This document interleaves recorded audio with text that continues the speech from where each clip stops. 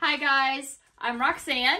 This is White Cotton Quilts, and we're going to do tonight a quick video because I had to show off. I'm at the bottom of this quilt, and I thought you guys would like to see how I advance the quilt forward to work the next section. So you can see here I have sewn as far forward as my machine will let me.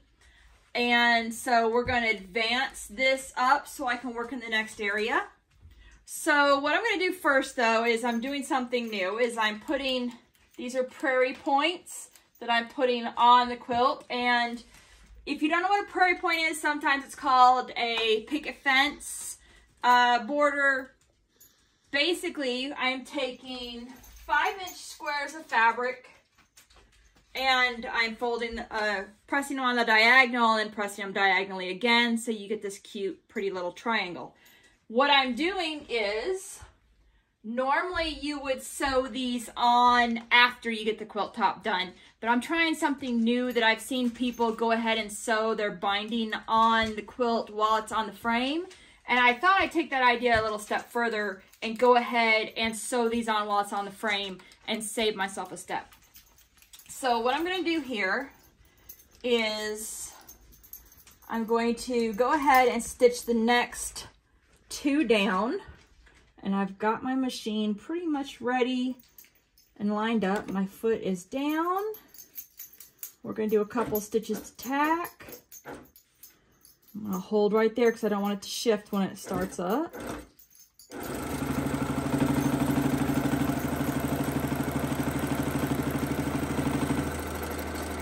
And there we've got it tacked in. Now from here, I don't want to sew through the Prairie Point because that'll ruin the Prairie Point when I go to finish the quilt. So I'm going to go ahead and snip this off. Normally I would not do this and snip it off, but I'm going to because, like I said, I do not want to sew through this because it'll ruin the pretty points that I'm going for. So we're going to snip that off. And I'm going to move my machine all the way to the end to clip the bottom so that I can start again. There's a lot of loose threads in the back. Mainly from that. Okay, so I got that done. And the way this is going to look when it's completed is I'm going to put the binding on and fold the whole thing over so that these Prairie Points are going to stick up like that along the edge of the quilt. It's going to look really, really sweet, y'all. It's also going to serve 2 purposes. It is going to... We should have a quilt that has Prairie Point. I don't right now. This is going to serve 2 purposes with this quilt. So the Prairie Points, one, is going to make it look really, really sweet. It's going to give it that fancy extra border that it needs. Because this is a very traditional quilt, I wanted to give it the traditional pop on the sides. On top of that, the Prairie Points are going to give it a little extra length without actually giving it length. Because you can see here, I've about pushed the limits of my rails to do this quilt because it's a queen size. So I wanted to give it a little extra length without actually giving it length. So that's going to be the second purpose. So let's get on to moving this upwards and going for the next round. So I'm going to take and release these clips. Move my little Prairie Points that I had extra sitting here. Do these clips. You want me to do the... Yeah, so on the edge of every of these bars, there's a ratchet. So you have to release this ratchet on this, release the ratchet on the bottom. Carrie's getting that side for me. There. Now to advance it. Because my throat space on my machine, even though it's quite large for a normal machine, it is small when you look at how much quilt I've already got wrapped up in here. So the way I do this is I pull my machine as far forward as I can go. And then I'm going to roll the quilt backwards. And then we'll see how much we get. think that's good.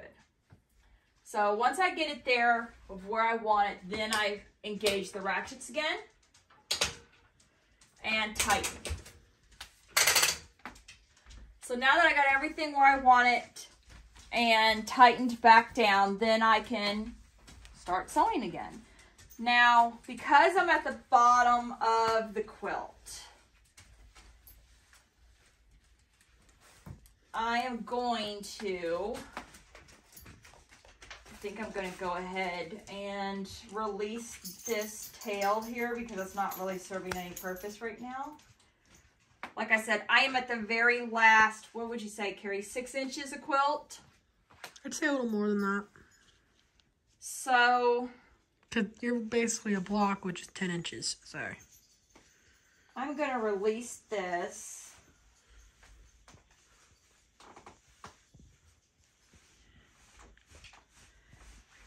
And just float the top the rest of it.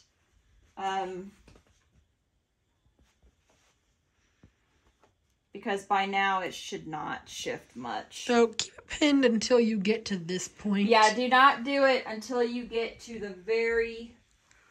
like last few inches. Yeah, like the very last few inches. I don't remember where my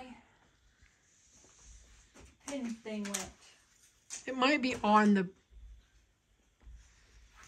Yeah, I'll just have to sit on there until I can find it. Oh wait, there it is.